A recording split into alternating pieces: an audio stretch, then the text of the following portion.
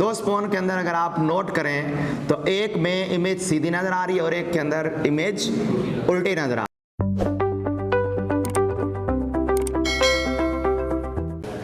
अच्छा, आज का हमारा टॉपिक है reflection of light by spherical mirror. हमने ये देखना है कि अगर स्फेरिकल मिरर पे लाइट पड़े तो क्या लाइट की रिफ्लेक्शन पॉसिबल है या नहीं है। अब सिंपल सी बात कि अगर लाइट की रिफ्लेक्शन पॉसिबल हो तो दो रूल वैलिड होने चाहिए। पहला रूल क्या होना चाहिए, angle of incident angle of reflection के बराबर होना चाहिए। और दूसरा रूल क्या है कि इसमें इंसिडेंट रे और उसके बाद रिफ्लेक्टेड रे, और तीसरी चीज क्या थी, नॉर्मल। तीनों एक ही प्लेन पर लाई करने चाहिए। अगर ये दो rule reflection of light by spherical mirror पे लाइट फॉल करके ये दो रूल वैलिड हुए तो हम ये कहेंगे कि लाइट की रिफ्लेक्शन पॉसिबल है, अदरवाइज कहेंगे पॉसिबल नहीं है। तो इसको अंडरस्टैंड करने के लिए हम दो मिरर बना लेते हैं। एक फर्ज करें ये हमारे पास आ गया जी एक मिरर, ये इसकी ओरिएंटेशन जो मर्जी रखना चाहे रख सकते हैं। एक मिरर ये बना लिया, सपोज एक मिरर ये बना लेते हैं। अब कल हमने पढ़ा प्रीवियस लेक्चर में कि ऐसा मिरर जिसकी outer curved surface polished reflecting हो, उसको क्या नाम देते हैं, कन्वेक्स मिरर होता है जी। क्या होता है जी, convex mirror. A mirror whose outer curved surface is polished reflecting is known as convex mirror, and a mirror whose inner curved surface is polished reflecting is known as concave mirror। इसकी जो inner curved surface है ये polish reflecting है और इसको हम क्या नाम देते हैं, कनकेव मिरर का नाम देते हैं। अब हमने दोनों मिरर से लाइट की रिफ्लेक्शन को ऑब्जर्व करना है। तो फर्ज करें ये हमारे पास एक लाइट है, लाइट रे ये आ रही है, इस लाइट रे को नाम देते हैं इंसिडेंट रे, क्योंकि ये लाइट रे इसके ऊपर फॉल कर रही है। दिस रे is known as incident ray. अब रूल क्या है रिफ्लेक्शन को समझने का, जब इंसिडेंट रे हम बना लेते हैं तो इंसिडेंट रे बनाने के बाद पहला काम क्या होता है, नॉर्मल ड्रा करना। तो हम इसके ऊपर जी इस सरफेस के अकॉर्डिंग यहाँ पे जी नॉर्मल ड्रा कर रहे हैं। ये हमने इसके ऊपर नॉर्मल ड्रा कर दी। नॉर्मल एक ऐसी लाइन है जो इस सरफेस पर कितना एंगल बनाती है, 90 डिग्री एंगल। और इंसिडेंट रे और नॉर्मल के दरमियान बनने वाला एंगल क्या होता है, एंगल ऑफ इंसिडेंट। अब जब हम प्रैक्टिकली ऑब्जर्व करते हैं इसके ऊपर लाइट फॉल करके तो हमें पता लगता है कि लाइट जितने एंगल पर आके टकराई है उतनी ही एंगल पर ये वापस चली जाती है। और जब हम इसका एंगल ऑब्जर्व करते हैं तो ये इंसिडेंट एंगल के बराबर होते हैं। तो पहला रूल तो यहाँ से ये वैलिड हो गया कि angle of incident angle of reflection के बराबर है। और दूसरा नोट करें यहाँ इंसिडेंट रे, नॉर्मल और रिफ्लेक्टेड रे, देखें तीनों एक ही प्लेन पे लाई कर रहे हैं ना। इसका मतलब इसमें रिफ्लेक्शन ऑफ लाइट में कन्वेक्स मिरर से ये दोनों rule laws of reflection valid हैं। तो हम ये कहेंगे कि वाकई कन्वेक्स मिरर से रिफ्लेक्शन ऑफ लाइट पॉसिबल है। सिमिलरली यही वाला काम किससे कर रहे हैं हम, कनकेव मिरर से। लाइट फॉल कराते हैं, सपोज यहाँ से हमारे पास एक लाइट है जो फॉल कर रही है और इस लाइट का क्या नाम है, इंसिडेंट रे। अब पहला काम क्या करना है, नॉर्मल ड्रा करना है। यहाँ पे जी हमने एक लाइन ड्रा कर दी जो इस मिरर के परपेंडिकुलर होगी। नॉर्मल ड्रा करने के बाद वो एंगल जो नॉर्मल और इंसिडेंट रे के दरमियान है इसको हम क्या कहते हैं, इंसिडेंट एंगल। उसके बाद यहाँ से हमने लाइट को ऑब्जर्व करना है, लाइट इससे जाके टकरा के बाउंस बैक हो जाएगी और ये जितने एंगल पर ये गई थी, जितना एंगल बना रही थी उतने एंगल पर ये रिफ्लेक्ट बैक हो जाती है, ऑलमोस्ट उतने ही एंगल पर। तो जब हम इसको चेक करते हैं तो पता लगता है कि angle of reflection angle of incident के इस केस में भी बराबर होता है। और यहाँ भी इंसिडेंट रे, उसके बाद नॉर्मल और उसके बाद रिफ्लेक्टेड रे, तीनों एक ही प्लेन पर लाई कर रहे हैं। तो यहाँ से बात क्लियर हो गई कि इसके अंदर भी लॉज ऑफ रिफ्लेक्शन वैलिड है। So we can say that reflection is possible by both type of spherical mirror, convex as well as concave. तो ये हमारा ये चेक करना था हमने इसमें कि इन दोनों में रिफ्लेक्शन पॉसिबल है या नहीं है। उसके बाद नेक्स्ट रिफ्लेक्शन से मुतालिक कुछ साइड इंफॉर्मेशन है। पहली साइड इंफॉर्मेशन देखें, प्रीवियस पेज में लिखी हुई है, आपको ऊपर तस्वीर में देखें नजर आ रही है, एक लाइन नजर आ रहा है। ये लाइन की वाटर के अंदर रिफ्लेक्शन नजर आ रही है? नहीं नजर आ रही। लायन की इमेज बनी हुई नजर आ रही है। सवाल यह है कि पानी के अंदर जो शेर का अक्स बना हुआ है उसकी इमेज बनी हुई है, वो किस फिनोमेना के अकॉर्डिंग है? ये एमसीक्यू आती है, ड्यू टू रिफ्लेक्शन। एक एमसीक्यू ये याद रखिएगा। उसके बाद नेक्स्ट पेज पर चलें, वहां पर देखें आपको 2 स्पून नजर आ रहे हैं, नजर आ रहे हैं। अब अगर हम एक स्पून की बात करें जिसको हम प्रॉपरली न्यू स्पून ले लें, जिसके सरफेस क्लियर लिखा हो, सिल्वर कलर के अंदर हो, यानी उसमें कोई रगड़ वगैरह नहीं लगी हो, प्रॉपरली नया हो और पॉलिश्ड हो। 2 स्पून के अंदर अगर आप नोट करें तो एक में इमेज सीधी नजर आ रही है और एक के अंदर इमेज उल्टी नजर आ रही है। वो सवाल ये करते हैं कि बताएं, पहले तो ये देखें कि ये हमारे पास है लेफ्ट और ये क्या है हमारे पास राइट। वो ये कहते हैं कि बताएं इनमें से कौन सा लेफ्ट है और कौन सा कन्वेक्स है और कौन सा कनकेव है, ये आपसे सवाल करता है। अब इस चीज़ का अंदाज़ा हम लगाएंगे उसमें बनने वाली इमेज को देखकर। बनने वाली इमेज कैसी है? बनने वाली इमेज इस केस के अंदर बन रही है कैसी? सीधी, इरेक्ट है ना, इरेक्ट सीधी। जबकि इस केस में कैसी बन रही है? उलट। राइट वाले जो हमारे पास स्पून है उसमें सीधी तस्वीर है, जबकि जो लेफ्ट वाला है उसमें उलट तस्वीर है। अब इस चीज़ को ज़रा चेक करते हैं कि हमारे पास जो कन्वेक्स मिरर होता है, कन्वेक्स मिरर से बनने वाली इमेज पीछे पढ़ चुके हैं, कौन कौन सी होती हैं? ओनली वर्चुअल इमेज होती है, जबकि कनकेव मिरर में रियल और वर्चुअल दोनों होती हैं। पढ़ा हुआ है ना? उसके बाद कन्वेक्स के केस में बनने वाली इमेज इरेक्ट होती है, जबकि इसमें बनने वाली इमेज इन्वर्टेड, ज़्यादातर केसेस में इन्वर्टेड बनती है और एक आध केस होता है जिसमें इरेक्ट बनती है। अब इसी चीज़ को सामने रख के देखें तो ये वाला जो हमारे पास स्पून है इससे बनने वाली इमेज इरेक्ट है। इरेक्ट किस में बन रही है? कन्वेक्स। इसका मतलब हम ये कहेंगे कि जो लेफ्ट वाला स्पून है ये एक्ट कर रहा है किसके तौर पर? कन्वेक्स मिरर के तौर पर। जबकि ये वाला जो हमारे पास स्पून है किसके तौर पर एक्ट कर रहा है? कनकेव मिरर के तौर पर एक्ट कर रहा है। बात समझ आ गई? एक कन्वेक्स और एक कनकेव।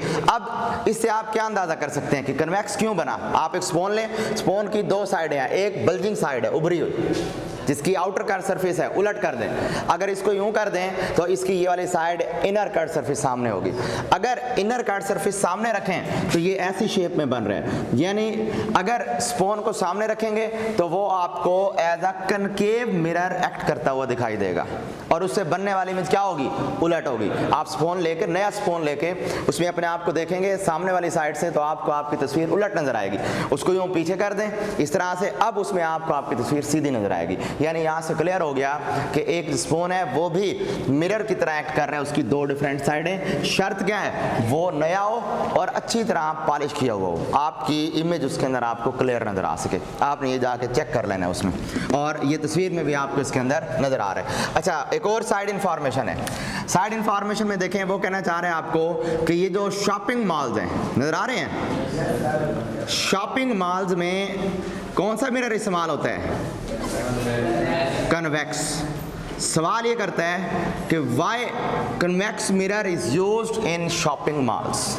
बताएं जी, शॉपिंग मॉल में जो मिरर इस्तेमाल हो रहे हैं वो कन्वेक्स टाइप है। वजह उसकी सिंपल सी लॉजिक ये है कि हम ये चाहते हैं कि वो ज़्यादा बड़ा एरिया कवर करे और बड़े साइज़ के ऑब्जेक्ट को छोटा करके दिखाए ताकि मैक्सिमम चीज़ें किस में आ जाएं। और इससे कन्वेक्स मिरर से की प्रॉपर्टी है कि इससे हमेशा बनने वाली इमेज समाल होती है, कभी भी बड़ी नहीं होती। जबकि इसके अंदर हम ऑब्जर्व करते हैं कि कनकेव मिरर से बनने वाली इमेज का साइज ऑब्जेक्ट की पोजीशन पर डिपेंड करता है। हम करीब करते जाएं बड़ा होता जाएगा, दूर करते जाएं तो छोटा होता जाएगा।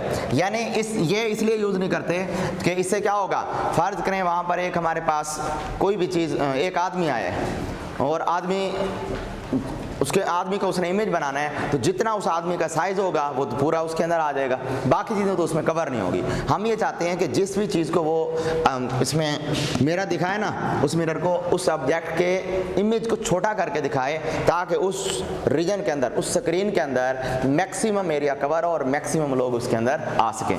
यही वजह है कि हम शॉपिंग मॉल के अंदर कौन सा मिरर इस्तेमाल करते हैं? Convex mirror. अच्छा, उसके बाद उसके नीचे एक और साइड इंफॉर्मेशन होगी। वैसे कल के लेक्चर में मैंने पढ़ा दी थी कि हम पढ़ चुके हैं कि focal length is half of radius of curvature, ऐसे ही है ना। तो इसका मतलब अगर रेडियस ऑफ कर्वेचर है 50 सेंटीमीटर, तो फोकल लेंथ कितनी होगी? 25 सेंटीमीटर। सिमिलरली अगर मैं f × 2 करूं तो ये क्या मिल जाएगा? Radius of curvature. तो मैं कह सकता हूं कि focal length is half of radius of curvature, या ये कह सकता हूं कि radius of curvature is double of focal length. अगर आपको रेडियस ऑफ कर्वेचर दे और कहे फोकल लेंथ कितनी है, उसका आधा कर देंगे। और अगर आपको फोकल लेंथ दे और आपको ये कहे कि बताएं उसका रेडियस ऑफ कर्वेचर कितना है, फर्ज कर लिया कि वो आपको फोकल लेंथ दे देते हैं जी 5 सेंटीमीटर, और आपको कहे रेडियस ऑफ कर्वेचर कितना है, कितना होगा?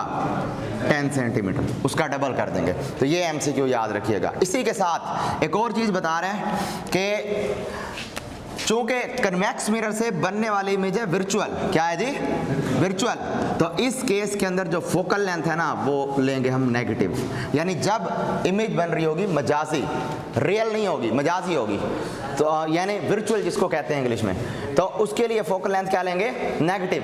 जबकि कनकेव के केस में हमने पढ़ा था कि बनने वाली इमेज क्या बन रही थी? रियल भी बन रही थी और वर्चुअल भी बनती है, लेकिन मैक्सिमम केस में क्या बनती है? रियल बनती है। तो इसको हम इन जनरल क्या कहेंगे? इसकी फोकल लेंथ क्या है? पॉजिटिव। तो इसका मतलब ये हुआ कि कन्वेक्स, अब अगर ये MCQ आ जाए, for convex mirror focal length is, तो फार्मूला फोकल लेंथ इज, तो क्या लिखेंगे? -r/2। समझ आ गई? इस तरह अगर MCQ आ जाए कि for concave mirror formula focal length is, तो क्या लिखेंगे? +r/2। तो ये उसके अंदर साइड इंफॉर्मेशन दिया हुआ है कि कनकेव मिरर के लिए फोकल लेंथ पॉजिटिव, फार्मूले के साथ भी पॉजिटिव r/2 आएगा, और जबकि कन्वेक्स मिरर के लिए फोकल लेंथ नेगेटिव और फार्मूले में भी -r/2 ही आएगा। क्लियर हो गई बात? तो ये साइड इंफॉर्मेशन भी हमने देख ली। उसके साथ अब नेक्स्ट अब हम चल रहे हैं, एक एक्टिविटी दी गई है। वो एक्टिविटी क्या है जी? Activity number 12.1।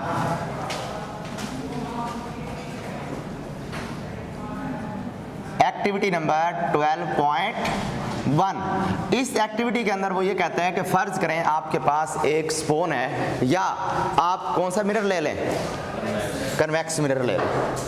और अगर कन्वेक्स मिरर लेना है, कन्वेक्स मिरर ले लें, या अगर स्पून लेना, तो क्या करना चाहिए? उसकी बल्जिंग साइड आपके सामने हो। वो कहना चाह रहे हैं उसकी बल्जिंग साइड आप अपने सामने रखें। सामने रखने के बाद आप उसके आगे अपने हाथ में एक पेंसिल ले लें। पेंसिल की जो टिप वाली साइड है, जहाँ नोक बनी हुई है, उसको आप ऊपर रखें और इसके सामने आप यूँ रखें। अब ये रखने के बाद आप ये चेक करें कि इसमें बनने वाला इमेज कैसा होगा। अब चूंकि वो किसके तौर पर एक्ट कर रहे हैं? कन्वेक्स के तौर पर। इस एक्टिविटी में बता रहे हैं एक स्पून लें और उस स्पून को आप क्या करें? बल्जिंग साइड जो उभरी हुई साइड है वो अपने सामने रखें। अब चूंकि ये काम कर रहे हैं कन्वेक्स मिरर के तौर पर, और हम पढ़ चुके हैं कि कन्वेक्स मिरर से बनने वाली इमेजेस कैसी होती हैं, ये हमें ऑलरेडी पता है। इससे बनने वाली इमेज एक तो स्मॉलर होगी, ऐसे ही है ना, और दूसरा पॉइंट हम पढ़ चुके हैं कि इससे बनने वाली इमेज कैसी होगी? वर्चुअल होगी। और इससे हम पढ़ चुके हैं कि इससे बनने वाली इमेज हमेशा क्या होगी? इरेक्ट होगी। क्या होगी जी? इरेक्ट होगी। वो 3 सवाल करते हैं आपसे। पहला सवाल ये करता है कि बताएं इससे जो इमेज बन रही है, इससे बनने वाली इमेज कैसी होगी? स्मॉलर होगी या लार्जर होगी? पेंसिल आपको कैसी नज़र आ रही है? क्योंकि आप वहाँ देख भी लेंगे कि छोटी नज़र आ रही होगी, और हम पढ़ भी चुके हैं कि कन्वेक्स मिरर से बनने वाली इमेज हमेशा क्या होती है? छोटी होती है। दूसरा सवाल ये करता है कि बताएं उसमें आपको पेंसिल की इमेज सीधी नज़र आ रही है या उलट नज़र आ रही है? सीधी नजर आ रही है। इससे बनने वाली इमेज क्या होती है? इरेक्ट होती है। इरेक्ट का मतलब सीधी नजर आ रही है। 2 सवालों के जवाब मिल गए। थर्ड और लास्ट क्वेश्चन ये करता है उसमें कि बताएं, कन्वेक्स मिरर सामने पड़ा हुआ है, अब आप पेंसिल को उठा के थोड़ा सा इससे दूर लेकर जाएं या इसके करीब लेकर जाएं, ये चेक करके बताएं कि क्या पेंसिल की इमेज बड़ी हो रही है या छोटी हो रही है। तो क्या कहेंगे? चेंज जरूर होगी बट उसकी इमेज ऑब्जेक्ट से हमेशा छोटी रहेगी। तो आप ये कहेंगे कि चाहे हम उसको करीब लेकर जाएं या दूर लेकर जाएं, उसकी इमेज ऑब्जेक्ट से हमेशा छोटी रहनी है। स्मॉलर आप लिखेंगे इसमें, ठीक है। ये एक्टिविटी नंबर 12.1 है, तो इसके अंदर ये बातें आपसे एज अ क्वेश्चन पूछ रहे हैं। उसके बाद नेक्स्ट चीज हम देख रहे हैं कि इमेज फॉर्मेशन। क्या देख रहे हैं जी? Topic image formation by mirror. Spherical mirror से इमेज फॉर्मेशन कैसे होती है, स्फेरिकल मिरर से इमेजेस बनती कैसे हैं, ये हमारा टॉपिक है। अच्छा, इमेज फॉर्मेशन के लिए 2 पॉसिबल वेज हैं। लास्ट लेक्चर में मैंने आपसे डिस्कस किया था, अभी दोबारा इसको थोड़ा सा रिवाइज कर लेते हैं। इमेज फॉर्मेशन में हम देख चुके हैं कि इमेज फॉर्मेशन 2 तरीकों से होती है। एक किसे होती है? ग्राफिकल मेथड या ग्राफिकल मेथड, या इसका दूसरा नाम था रे डायग्राम मेथड, और दूसरा इसका वे था spherical mirror formula method. Spherical mirror formula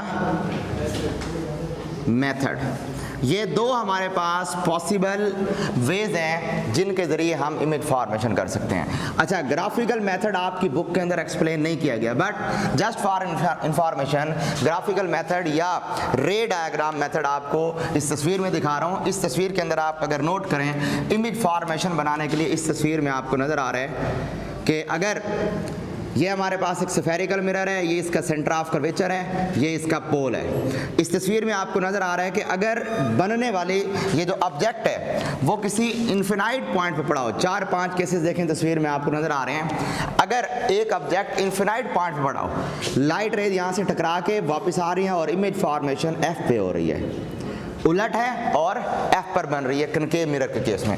अब उस तस्वीर में देखें सेकंड केस के अंदर, जैसे जैसे हम इस ऑब्जेक्ट को थोड़ा आगे शिफ्ट करते जा रहे हैं तो बनने वाली इमेज यहाँ से, ये जो हमारे पास प्रिंसिपल फोकस है, प्रिंसिपल फोकस से थोड़ा सा पीछे होती जा रही है। ये यानी ये जो हमारे पास प्रिंसिपल फोकस है जहाँ पर ये इमेज बन रही है, इस प्रिंसिपल फोकस से इस तरफ को शिफ्ट होते जा रहे हैं। सेकेंड केस के अंदर हमने ऑब्जेक्ट यहाँ पर रखा, बनने वाली इमेज थोड़ा सा बड़ी और इस साइड शिफ्ट हो गई। थर्ड केस में हमने थोड़ा सा आगे शिफ्ट किया इसको, तो बनने वाली इमेज मजीद आगे हो गई।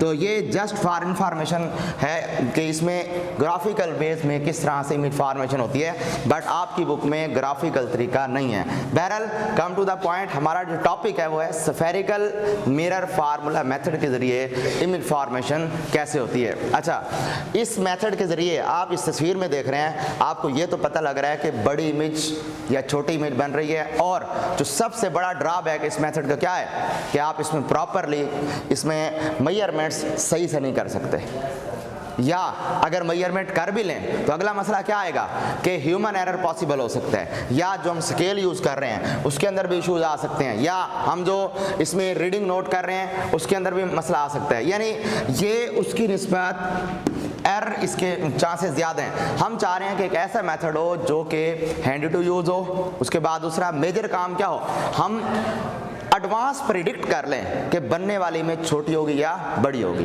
बनने वाली इमेज की नोयत कैसी होगी, बनने वाली इमेज रियल होगी या वर्चुअल होगी। यानी हम एक्सपेरिमेंट से पहले ये प्रिडिक्शन करना चाह रहे हैं कि अगर ऑब्जेक्ट यहाँ पड़ा हो तो बनने वाली इमेज बड़ी होगी या छोटी, बनने वाली इमेज इसमें स्मॉलर होगी या लार्जर जिसको कह सकते हैं, बनने वाली इमेज रियल होगी या वर्चुअल होगी। ये सारी इंफॉर्मेशन हम यहाँ से लेंगे। तो स्फेरिकल मिरर फार्मूला से हमें एक चीज़ तो पता लगेगी, नेचर, ठीक है, कि कैसा है। उसके बाद ये पता लगेगा कि बनने वाली इमेज स्मॉलर है या लार्जर है। ये 2 बातें इजीली हम बता सकेंगे, ठीक हो गया। और सबसे अहम चीज, ये जो स्फेरिकल मिरर फार्मूला मेथड है ये इजी टू यूज है, इसको यूज़ करना आसान है। और लास्ट पॉइंट ये भी कह सकते हैं कि इस मेथड के थ्रू हम अपनी कैलकुलेशन को आसान करके इंफॉर्मेशन को करेक्टली ऑब्जर्व कर सकते हैं, ये भी पॉइंट बन सकता है। अच्छा, अब स्फेरिकल मिरर में हमने हमेशा ऑब्जेक्टिव डिस्टेंस या इमेज डिस्टेंस को सेंटीमीटर में काउंट करना है, ये पॉइंट आपने माइंड में रखना है। आगे चल के न्यूमेरिकल में अभी जो एग्जांपल पढ़ाऊंगा उसमेमें भी ये इस्तेमाल होने वाला है। अच्छा, स्फेरिकल मिरर की तरफ आते हैं कि स्फेरिकल मिरर फार्मूला मेथड की तरफ। स्फेरिकल मिरर फार्मूला मेथड है 1/f = 1/p + 1/q। इस फार्मूले में ये फार्मूला लिखा हुआ है डायरेक्ट, इसका प्रूफ है इसमें फर्स्ट ईयर के अंदर चैप्टर नंबर 10 पे भी थोड़ा बहुत इसका प्रूफ है, लेकिन आगे डिटेल में आप जाके पढ़ेंगे इसकी डिटेल BSc लेवल पे। बहरहाल अभी फ़िलहाल हम ये देखते हैं कि ये जो फार्मूला बना हुआ है, इस फार्मूले के अंदर ये सारे पैरामीटर हैं क्या। इस f से मुराद है फोकल लेंथ, f का मतलब फोकल लेंथ। फोकल लेंथ के बारे में आप पढ़ चुके हैं कि the distance between pole to radius of curvature is known as focal length. Radius of curvature से पोल तक का डिस्टेंस क्या होगा, फोकल लेंथ। उसके बाद P से क्या मुराद है, P से मुराद है ऑब्जेक्ट डिस्टेंस। अभी हम इसको देखते हैं ऑब्जेक्ट डिस्टेंस क्या होता है जी। उसके बाद Q से मुराद है इमेज डिस्टेंस, इमेज डिस्टेंस। इसमें सबसे पहले हम इमेज बना के चेक करते हैं। फर्ज कर लें कि ये हमारे पास एक मिरर है और इस मिरर के थ्रू हम इमेज फॉर्मेशन ऑब्जर्व कर रहे हैं। ये हमारे पास एक मिरर है, इस मिरर के थ्रू हमने इमेज फॉर्मेशन ऑब्जर्व करनी है बाय यूजिंग रे डायग्राम मेथड, या जिसको हमने ग्राफिकल मेथड का नाम भी दिया हुआ है। इसमें हम ये ऑब्जर्वेशन कर रहे हैं। इसमें फर्ज करें ये हमारे पास ये एक मिरर आ गया और इस मिरर का ये हमारे पास क्या है जी, सेंटर ऑफ कर्वेचर, और ये क्या हमारे पास पोल, और इनके दरमियानी जो पॉइंट होगा वो क्या होगा, प्रिंसिपल फोकस होगा। क्या होगा जी, प्रिंसिपल फोकस। और ये जो पूरी लाइन है ये क्या कहलाएगी, रेडियस ऑफ कर्वेचर कहलाएगी। अब इसमें वो लाइन जो सेंटर ऑफ कर्वेचर और पोल में से पास हो रही है वो क्या है, प्रिंसिपल एक्सिस। फर्ज कर लिया कि यहाँ ऑब्जेक्ट पड़ा हुआ है और ऑब्जेक्ट से यहाँ से रेज जा रही हैं और ये जाके इस मिरर से टकराती हैं।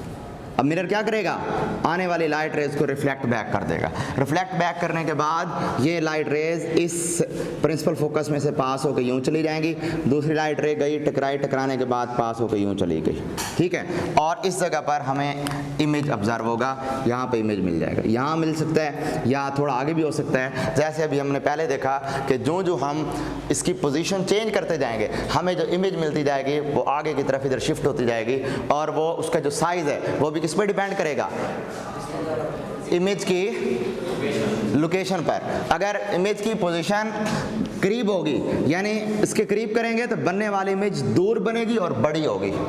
अगर ऑब्जेक्ट दूर पड़ा होगा बनने वाली इमेज करीब होगी और छोटी बनेगी। ये सिंपल सी एक लॉजिक है। अच्छा, इसमें आप देखें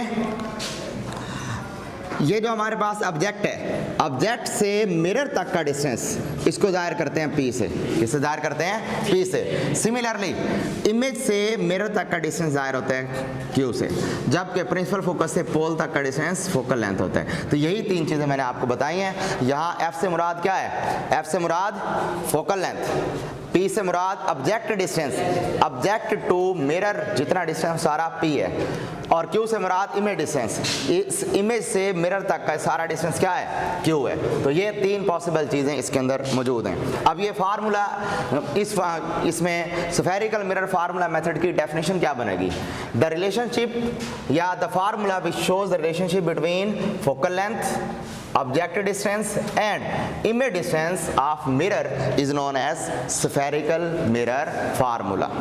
The formula which shows the relationship between focal length, object distance and image distance is known as spherical mirror formula इसको कह सकते हैं। अब उसके बाद नेक्स्ट MCQ के लिए कुछ पॉइंट आ रहे हैं जी।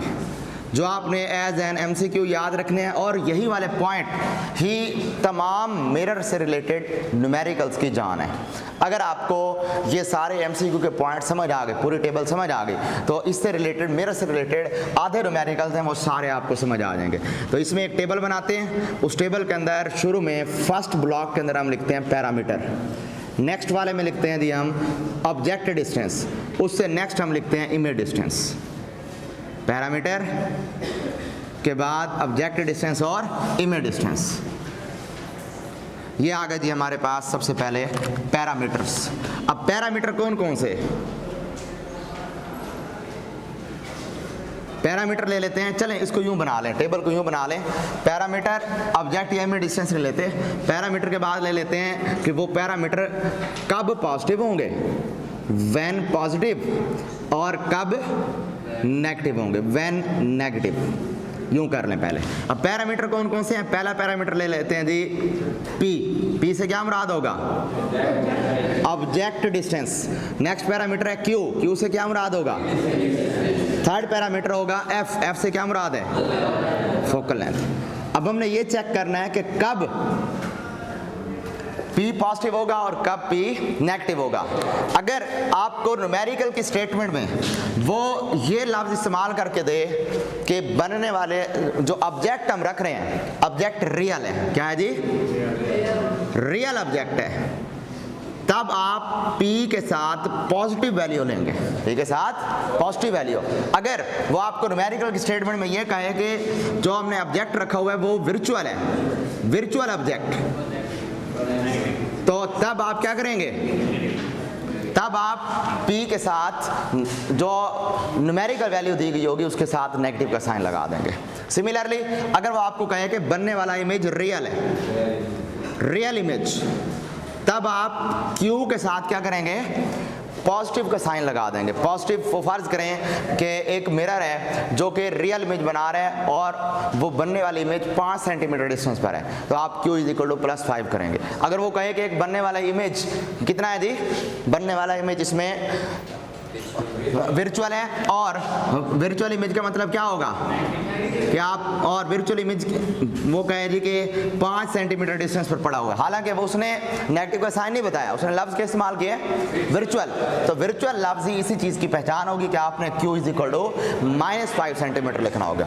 इसी तरह अगर वो ये कहेगा कि हमारे पास कनकेव मिरर है जिससे हमने इमेज बनानी है, जब भी लफ्ज़ कनकेव मिरर इस्तेमाल करेगा तो जनरली हम ये कहेंगे कि इसकी फोकल लेंथ क्या होगी, पॉजिटिव। और अगर वो न्यूमेरिकल की स्टेटमेंट में लफ्ज़ इस्तेमाल करेगा कन्वेक्स, तो जनरली हम ये कहेंगे उसके साथ F की वैल्यू क्या आएगी, नेगेटिव। बट कन्वेक्स के केस में भी F की वैल्यू पॉजिटिव भी आ सकती है, F की वैल्यू नेगेटिव भी। जनरल केस में यही होगा, क्यों, क्योंकि F में 5 केसेस में से 4 केस में फोकल लेंथ पॉजिटिव होती है और एक केस में नेगेटिव होती है, और वो वाला केस न्यूमेरिकल के अंदर आ सकता है। तो आपने एज एन एमसीक्यू इस टेबल को प्रेफर करना है और इसके अकॉर्डिंग आपने ये रिजल्ट निकालने हैं। और अगर उसकी तरफ आ जाएं, एमसीक्यू के सोल्यूशन की तरफ आ जाएं, तो एमसीक्यू के सोल्यूशन के लिए हम एक फ्लो चार्ट बना लेते हैं, और वो फ्लो चार्ट आपने माइंड में रखना है, इनको नोट कर लें। ये फ्लो चार्ट आप माइंड में रखेंगे, इससे रिलेटेड, मिरर से रिलेटेड जितने भी पॉसिबल न्यूमेरिकल होंगे सारे सॉल्व हो जाएंगे। मिसाल के तौर पर ये मिरर की अगर बात करें तो मिरर हमारे पास कितनी टाइप के होते हैं, 2 किस्म के मिरर होते हैं। पहला होता है हमारे पास कनकेव मिरर, स्फेरिकल मिरर 2 तरह के हैं, कनकेव मिरर और कन्वेक्स मिरर। अगर हम बात करें कनकेव मिरर की, तो कनकेव मिरर से हमें 2 किस्म की इमेजेस मिल सकती हैं। कौन कौन सी, अभी पढ़ा हमने, कनकेव से रियल भी और वर्चुअल भी, रियल भी बनती है और वर्चुअल भी बनती है। कल हमने पढ़ा था कि वो इमेज जो रियल होती है वो हमेशा लाइट की रिफ्लेक्शन से ही वापस आती है और प्रिंसिपल फोकस में से लाइट रेज पास होती हैं और उसमें जो इमेज बनती है वो इन फ्रंट होती है। कहाँ बनती है? In front. जबकि जहाँ इमेज वर्चुअल बन रही थी, वर्चुअल का मतलब है हम खुद से लाइन एक्सटेंड करते हैं, और वो कहाँ बन रही होती है? बिहाइंड। तो जब भी लफ्ज आ जाए न्यूमेरिकल के स्टेटमेंट में वो ये कहे कि एक कनकेव मिरर है, उससे बनने वाली इमेज या वो लफ्ज इस्तेमाल करेगा रियल, या वो लफ्ज इस्तेमाल करेगा इसके अंदर इसे in front. Image is formed in front. तो इन फ्रंट को सामने रखते हुए आप फौरन माइंड में ये बात लेके आएंगे कि उसके लिए कौन सी इमेज बन रही है? रियल।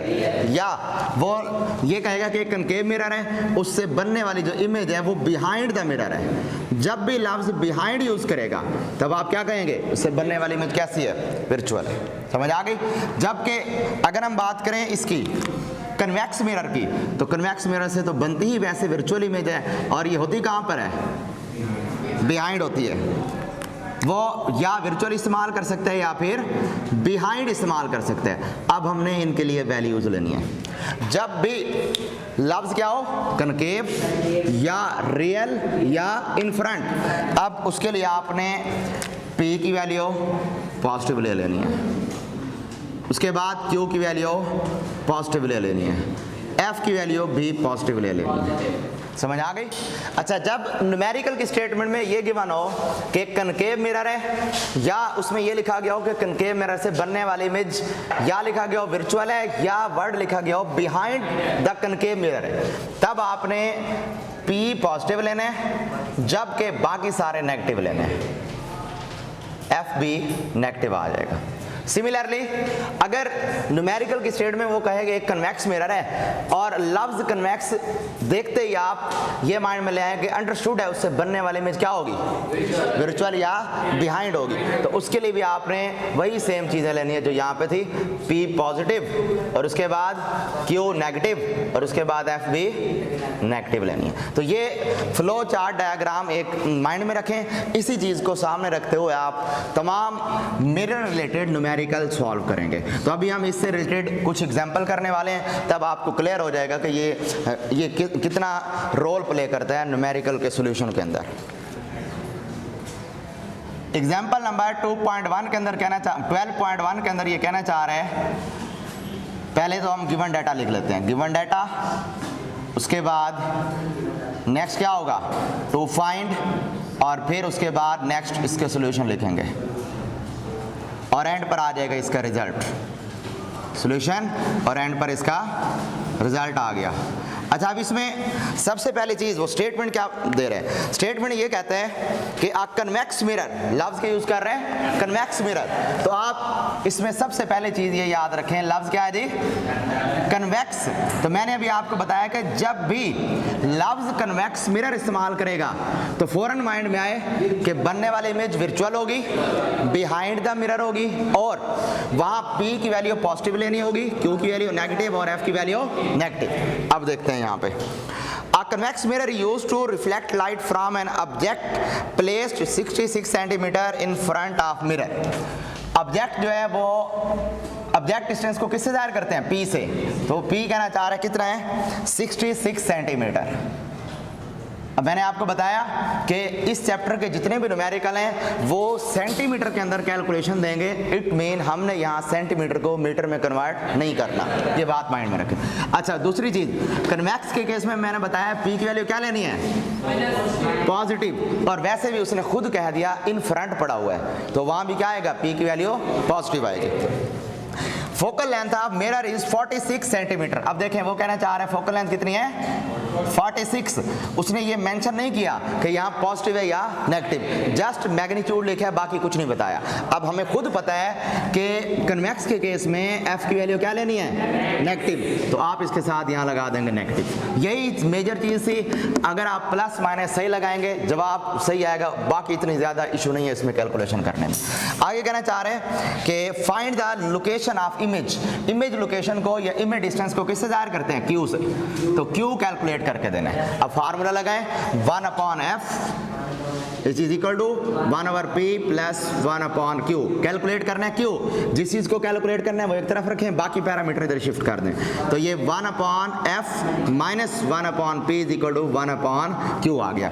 वैल्यूज इनकी पुट करें, इसके अंदर f की वैल्यू कितनी है -46, 1/-46 माइनस 1/p की वैल्यू कितनी है +66, प्लस का है which is equal to 1/q। Values लिखें -1/46 plus minus -1/66 which is equal to 1/q। इसकी कैलकुलेशन जरा करें, कैलकुलेशन में -1/27 इसका जवाब आएगा। एक ये दो स्टेप के अंदर इसकी कैलकुलेशन है। तो -1/27 आ गया। अब Q को इधर शिफ्ट कर जाएं, इसको इधर शिफ्ट कर दें, Q is equal to -27 centimetre आ गया। ये कैलकुलेशन करने के बाद ये जवाब मिल जाएगा। ठीक है, अब अगर तो फर्ज कर लें Q की वैल्यू आती है यहाँ पर पॉजिटिव, तो क्या हमारा सवाल का जवाब ठीक होता? नहीं। क्यों? क्योंकि हम कह चुके हैं ऑलरेडी बिहाइंड के लिए Q की वैल्यू क्या आनी चाहिए? नेगेटिव आनी चाहिए। तो ये फ्लो चार्ट ही बेसिक कंसेप्ट है। अगर आपको ये रटा हुआ है, आ जाते हैं मुकम्मल, इसकी डिटेल पता है आपको, तो आप न्यूमेरिकल खुद करते जाएंगे और ये भी डिसाइड कर पाएंगे कि ये जो सवाल है इसका न्यूमेरिकल का जवाब ठीक है या नहीं है। और नेगेटिव साइन इस चीज की पहचान है। रिजल्ट में क्या लिखेंगे? Hence virtual image is formed behind the convex mirror at 27 centimeter distance। Negative sign किस चीज की पहचान है? वर्चुअल इमेज बन रहा है किस डिस्टेंस पर?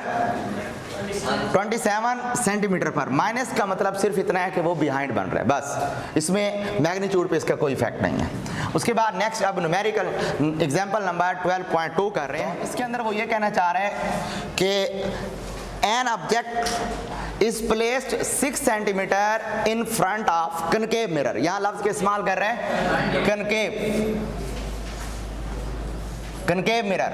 कनकेव मिरर देखते ही फौरन माइंड में मेरे बात आई कि इससे दो किस्म की इमेज बन सकते हैं, या रियल या फिर वर्चुअल। अब मुझे अभी स्टेटमेंट को पढ़ना है। अभी फिलहाल मैं कंफ्यूज हूं कि मुकम्मल इंफॉर्मेशन नहीं पढ़ी और पता नहीं है कि वो इन फ्रंट बन रहा है या बिहाइंड बन रहा है। तो स्टेटमेंट है कि an object is placed 6 centimetre in front of concave mirror, यानी एक ऑब्जेक्ट है जो कि सामने पड़ा हुआ है कनकेव मिरर के। अब ये तो अंडरस्टूड है, चाहे वो रियल बना रहे या वर्चुअल, पी की वैल्यू क्या है? पॉजिटिव। तो पी की वैल्यू तो मैं जस्ट पॉजिटिव ले लेता हूं और वो है 6 सेंटीमीटर। दोबारा रिपीट कर रहा हूं, इस चैप्टर के न्यूमेरिकल में सेंटीमीटर को मीटर में कन्वर्ट नहीं करना, इनकी कैलकुलेशन सेंटीमीटर में ही करनी है, क्योंकि इमेज जो ऑब्जर्व होते हैं हमें वो मैक्सिमम सेंटीमीटर की रेंज में होता है, मीटर की रेंज में बहुत कम होता है, और ये इसलिए हम सेंटीमीटर यहाँ ज़्यादा यूज करेंगे। अच्छा, उसके बाद that has focal length 10 centimetre. इसकी फोकल लेंथ क्या है जी? 10 सेंटीमीटर। समझ आ गई? तो determine the location of image.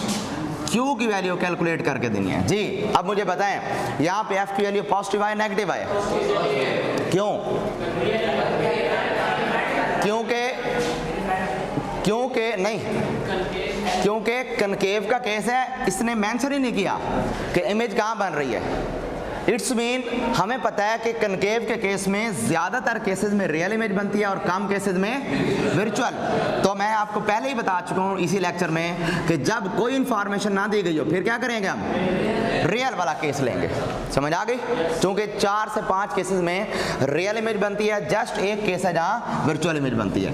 तो अब यहाँ पर हमने दोबारा वही फार्मूला लगाना है, 1/f is equal to 1/p plus 1/q। इसमें भी q कैलकुलेट करना है, 1/f minus 1/p which is equal to 1/q। Values put करें, 1/f की वैल्यू हमारे पास 10, पॉजिटिव का 10 आएगा। क्यों? क्योंकि उसने कुछ नहीं कहा, और हमने कनकेव में देखा कि जब कोई इंफॉर्मेशन ना दी गई हो तो F भी पॉजिटिव लेंगे, P भी पॉजिटिव लेंगे, और उसके बाद अब सवाल ये कि Q भी डिसाइड करेगा बनने वाली इमेज रियल है या वर्चुअल। अगर Q का जवाब आ गया पॉजिटिव, क्या आ गया? पॉजिटिव, हम क्या कहेंगे? रियल है। अगर Q का जवाब आ गया नेगेटिव, तब हम क्या कहेंगे? वर्चुअल है। हम f की वैल्यू पॉजिटिव लेके कैलकुलेशन करेंगे, ये नहीं है कि f की वैल्यू आपने नेगेटिव लेनी है। तो अब यहाँ कैलकुलेशन कर रहे हैं, -1/p की वैल्यू क्या है दी, 6 which is equal to 1/q। Calculation करें, कैलकुलेशन करने के बाद यहाँ से आपको जवाब मिल जाएगा 1/q is equal to -1/15, -1/15 which is equal to 1/q। इसको आप क्रॉस मल्टीप्लाई करें, q is equal to -15 centimetre. अब इसका मतलब क्या हुआ, Q नेगेटिव आने का मतलब ये हुआ कि हमें जो इमेज मिलेगी वो कौन सी होगी, वर्चुअल और बिहाइंड होगी। ठीक है, यहाँ नोट करना है, बच्चे कंफ्यूज हो जाते हैं कि जब Q की वैल्यू यहाँ नेगेटिव है, इससे मिल ही वर्चुअल और बिहाइंड रही है इमेज, इसका मतलब हमें F की वैल्यू नेगेटिव लेनी चाहिए, नहीं, क्योंकि हमें उसने कोई इन्फॉर्मेशन नहीं दी। जब न्यूमेरिकल में वो हमें कोई इन्फॉर्मेशन न दे, फिर आप क्या करेंगे, F की वैल्यू पॉजिटिव ले चलेंगे। या फिर इसके मुताबिक जैसे यहाँ हमने टेबल पढ़ी थी कि जब जस्ट वो कनकेव का ऑप्शन दे दे, कनकेव मिरर है, तब आपको F की वैल्यू क्या लेनी होगी, पॉजिटिव, इन जनरल पॉजिटिव लेनी होगी। और इसको पॉजिटिव लेकर कैलकुलेशन करें, और नेगेटिव साइन अगर आ जाए तो ये डिसाइड करेगा कि इनमें से कौन सी इमेज बन रही होगी। तो ये था हमारा आज का लेक्चर, जिसमें हमने मिरर वाले पोर्शन को ऑलमोस्ट कंप्लीट कर लिया। इससे रिलेटेड अगर कोई सवाल है तो पूछ लें।